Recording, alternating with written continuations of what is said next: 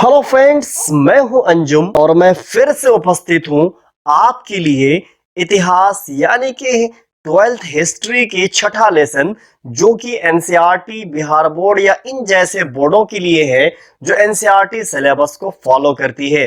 तो आइए शुरू करते हैं। आज हमारा लेसन का नाम है मुगल दरबार, इतिवृत्त द्वारा इतिहास का पुनर्निर्माण, रिकंस्ट्रक्टिंग हिस्ट्री थ्रू क्रॉनिकल। इस लेसन में हमें ये बात समझना सबसे पहले जरूरी है कि टॉपिक जो विषय है वो क्या कह रही है। तो दोस्तों, इस विषय को हम दो भागों में बांट देते हैं।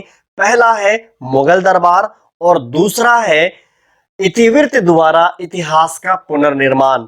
जब हम बात करते हैं मुगल दरबार की तो आप इजीली समझ पा रहे होंगे और इस फोटो में भी आपको दिख रहा होगा कि एक बादशाह होंगे और उनके दरबारी होंगे और उसी के बारे में कोई बातें होंगी।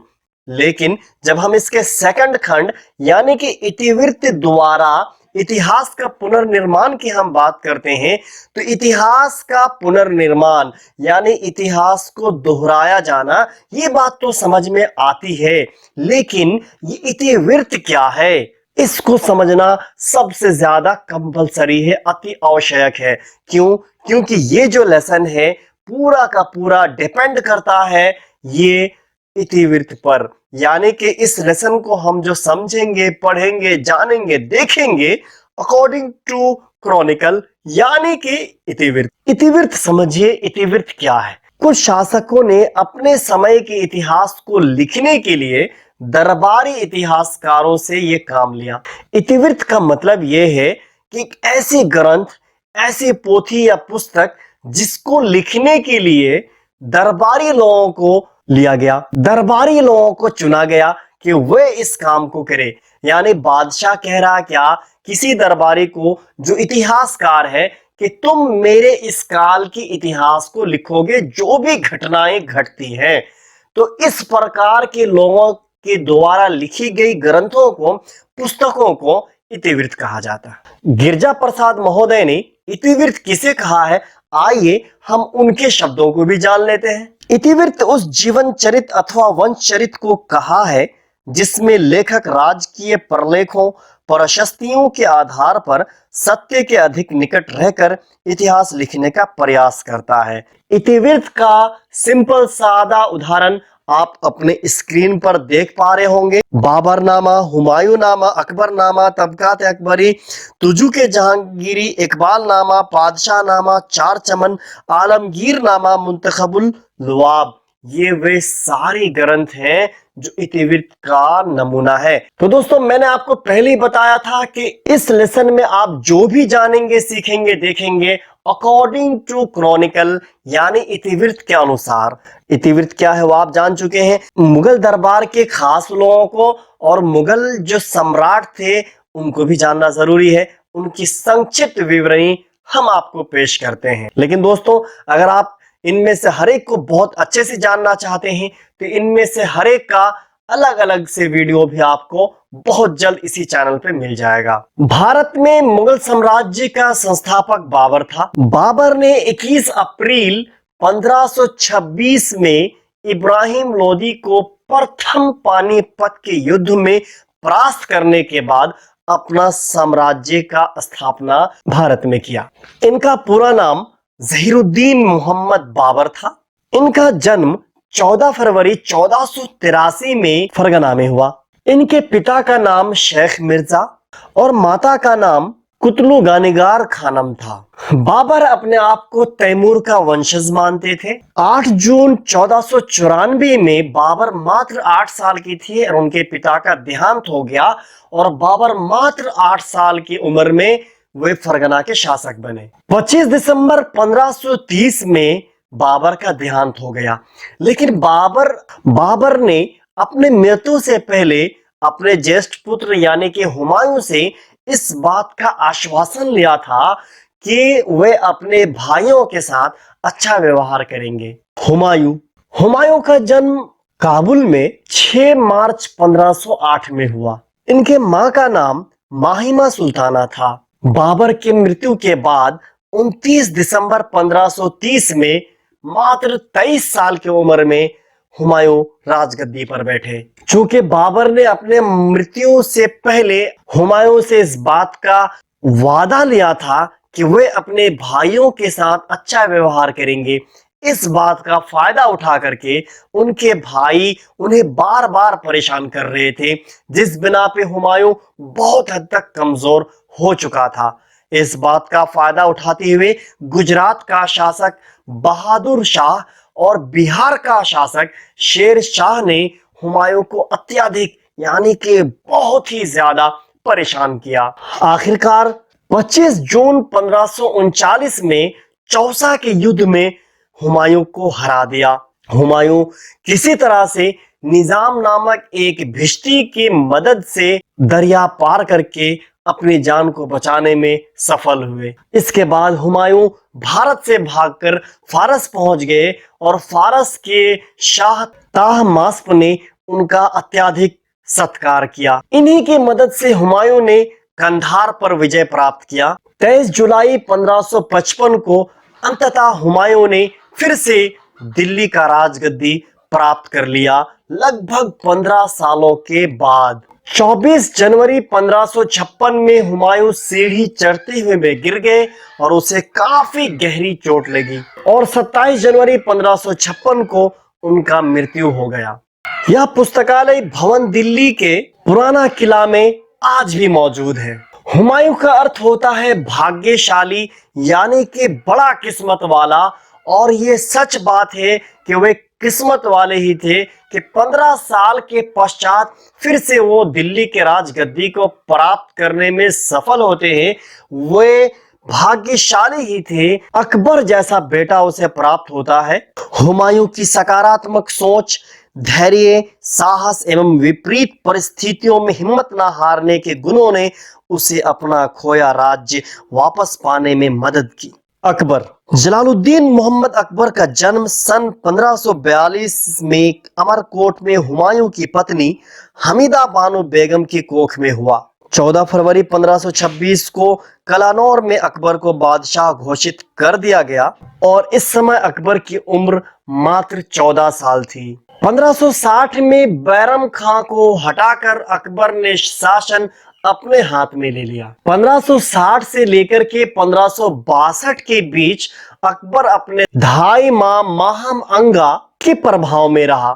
इस काल के शासन को पेटीकोट शासन या पर्दा शासन कहा जाता है, जबकि 1562 से अकबर बिल्कुल स्वतंत्र रूप से शासन करना शुरू कर दिए, यानी कि फैसले बिल्कुल स्वतंत्र होकर के वे स्वयं लेने लगे। अकबर ने लगभग 50 वर्षों तक शासन किया। 25 अक्टूबर 1605 में अकबर की मृत्यु हो गई। जहांगीर जोधाबाई उर्फ मरियम उस जमानी ने 30 अगस्त 1569 ईस्वी को सलीम जहांगीर को जन्म दिया। 1599 में जहांगीर को इस बात का अंदेशा हुआ कि उसके पिता अकबर उनको सम्राट नहीं बनाना चाहते। इस बिना पे 1599 को उन्होंने अपने बाप के खिलाफ विद्रोह कर दिया। उनको लगता था कि अबुल फजल उनका कान भरता है। इस बिना पे उन्होंने अबुल फजल को 1602 में वीर सिंह बुंदेला द्वारा हत्या करा दी। अकबर की मृत्यु के पश्चात 3 नवंबर 1605 को जहांगीर सुल्तान बना। राजगद्दी पर बैठते ही उन्होंने 12 राज्य देश जारी किए। जहांगीर ने अकबर के खिलाफ विद्रोह किया था 1599 में और जहांगीर का बेटा खुसरो ने अपने बाप के खिलाफ विद्रोह किया 1606 में। बाप ने जैसा किया बेटा ने अपने बाप के साथ वैसा ही किया। 1627 में जहांगीर की मृत्यु हो गई और उनको लाहौर में दफनाया गया। शाहजहां 6 फरवरी 1628 में शाहजहां का आगरा में भव्य राज्यारोहण हुआ। चूंकि शाहजहां अपने बादशाह बनने से पहले ही उन्होंने अपने सभी प्रकार की विकट परिस्थितियों को खत्म कर चुके थे। शाहजहां का जन्म 5 जनवरी 1592 में लाहौर में हुआ था। शाहजहां ने 1631 और 32 में पुर्तगालियों को भी हराया था। ताजमहल इसी शाहजहां और मुमताज महल के प्रेम प्रसंग का एक जीता जागता उदाहरण है। अकबर के काल से पुत्रों द्वारा जो विद्रोह करना आरंभ हुआ वो शाहजहां के काल में भी हुआ, यानी कि शाहजहां के चारों पुत्रों ने विद्रोह किया सम्राट बनने के लिए। 6 सितंबर 1657 में शाहजहां बीमार पड़ गए आगरा में और 1658 में उनका देहांत हो गया। औरंगजेब मुइजुद्दीन मोहम्मद औरंगजेब का जन्म 3 नवंबर 1618 को उज्जैन के पास दोहद में हुआ था। औरंगजेब का विवाह 18 मई 1637 को दिलरास बानो बेगम यानी कि रबिया बीवी के साथ हुआ था। 1 जुलाई 1658 में बहुत ही ज्यादा हड़बड़ी और जल्दबाजी में औरंगजेब का राज्यारोहण हुआ। 3 मार्च 1707 को औरंगजेब की मृत्यु हो गई। दौलताबाद में उसे दफनाया गया। औरंगजेब की मृत्यु के साथ ही मुगल साम्राज्य का पतन आरंभ हो गया। बहादुर शाह जफर अंतिम मुगल सम्राट था जिसने 1857 की क्रांति का नेतृत्व किया था। दोस्तों, अगर मुगल साम्राज्य की बात करें तो इसके विस्तार में और इसके फलने फूलने में इनके राजपूतों के साथ का जो संबंध है बहुत ज्यादा गाढ़ा और मजबूत हो गया। 1562 ईस्वी का साल मुगल और राजपूतों के बीच में वैवाहिक संबंध के लिए अत्यधिक महत्वपूर्ण है। इसी साल में अकबर ख्वाजा मुइनुद्दीन चिश्ती की दरगाह में ज़ियारत के लिए अजमेर शरीफ जाते हैं। रास्ते में राजा भारमल 20 जनवरी 1562 को अकबर से मिलते हैं और अपनी बेटी हरकाबाई से विवाह का यानी कि निकाह का प्रस्ताव रखते हैं, जिससे अकबर स्वीकार कर लेते हैं। इसी हरकाबाई को फिल्म जोधा अकबर और टीवी सीरियल जोधा अकबर में जोधाबाई बताया गया है। यही वो संबंध है जिससे बाकी राजपूत घरानों में भी मुगलों से संबंध स्थापित करके अपने आप को मजबूत करने का और एक पक्के और सच्चे दोस्त बनाने का एक सिलसिला स्टार्ट हो जाता है, जिससे मुगलों को और राजपूतों को भी फायदा होता है। इससे अस्थिरता आती है, लोगों को बाकी सारे कामकाज में अपना समय लगाने का मौका मिलता है, जिससे हिंदुस्तान की तरक्की में इजाफा होता है। हमें इतिवृत्त से यह पता चलता है कि अकबर के काल में जागीरदारी प्रथा लगभग अस्तित्व में आ चुकी थी और इतिवृत्त से हमें यह भी पता चलता है खास करके अकबर का दरबार अत्यधिक भव्य होता था। दरबार में प्रणाम करने का तरीका यह था कि लोग घुटनों के बल बैठ जाते थे और अपने सर को झुका करके सलाम या प्रणाम या आदाब पेश करते थे। इसे सिजदा कहा जाता था। एक और तरीका उस टाइम पे इजाद था जिसको पाइबोस कहते थे और इसमें दरबार में जो लोग हाजिर होते थे वह सुल्तान के चरणों को चूमते थे। शाहजहां ने सिजदा प्रथा को खत्म कर दिया क्योंकि उनका यह मानना था कि सिजदा यानी किसी के आगे सर को झुकाना या किसी के लिए अपने घुटने को टेक देना यह सही नहीं है। इसलिए इन्होंने सिजदे के जगह पे ज़मीबोस प्रथा आरंभ किया। कुछ समय के बाद शाहजहां ने ज़मीबोस प्रथा को भी बंद करके 4 तस्लीम प्रथा को आरंभ किया। हमें इतिवृत्त द्वारा यह भी पता चलता है कि मुगल शहजादा एवं शहजादियों की विवाह बहुत ज्यादा भव्य होता था और इसमें अत्यधिक पैसे खर्च किए जाते थे।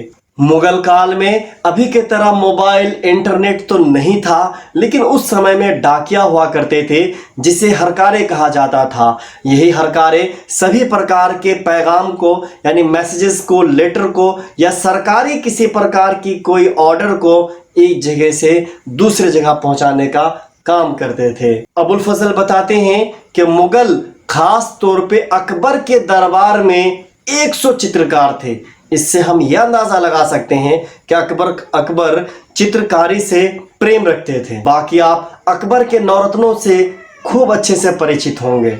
अकबर का धार्मिक नीति बिल्कुल स्पष्ट था। वे ना ही किसी धर्म के अनुसार शासन करना चाहते थे और ना ही इस प्रकार की कोई व्यवस्था करना चाहते थे जिससे किसी दूसरे धर्म वाले को किसी भी प्रकार की कोई तकलीफ पहुंचे। इस बिना पे उन्होंने सुलह कुल और दीन इलाही जैसे कई सारी चीजों का आविष्कार किया। सुलह-ए-कुल एक खास उसकी एक नीति थी। दीन इलाही के नाम से उन्होंने एक नया धर्म का ही आविष्कार कर दिया। इसका मतलब ये था कि सभी धर्म का जो निचोड़ है, मेन जो उसकी क्रीम है, उसको जमा करके उन्होंने एक नया धर्म बना दिया था दीन इलाही के नाम से। लेकिन इसके मानने वाले गिने चुने कई लोग थे। अकबर की मृत्यु के साथ ही इस धर्म का भी अस्तित्व बिल्कुल खत्म हो गया। हम ये कह सकते हैं कि इस दीन को मानने वाले, इस धर्म को मानने वाले सिर्फ वही लोग थे जो बादशाह को यानी कि अकबर को खुश करना चाहते थे। इसी बिना पर उसके मृत्यु के साथ ही ये धर्म भी समाप्त हो गया। आप अपने स्क्रीन पे देख सकते हैं कुछ उदाहरण मुगल काल के प्रमुख स्थापत्य कला का, और ये बहुत इंपॉर्टेंट है। आप यहाँ वीडियो को थोड़ा सा पॉज कीजिए, इसे लिख लीजिए, और इस जगह पे मुगल शासकों की संक्षिप्त जानकारी है, विवरणी है, आप इसे भी याद कर लें, इसे आप नोट कर लें। सिख गुरुओं का कर्मिक विवरण और कुछ इंपॉर्टेंट, महत्वपूर्ण या स्मरणीय तथ्य। तो ठीक है दोस्तों, अब फिर से विदा होने का समय आ गया है। अगर आपको ये वीडियो पसंद आता है तो प्लीज आप इसे सब्सक्राइब करें, लाइक करें और शेयर करें। अगर आप सभी लेसन का क्वेश्चन आंसर चाहते हैं तो आप मुझे कमेंट में बताएं। धन्यवाद।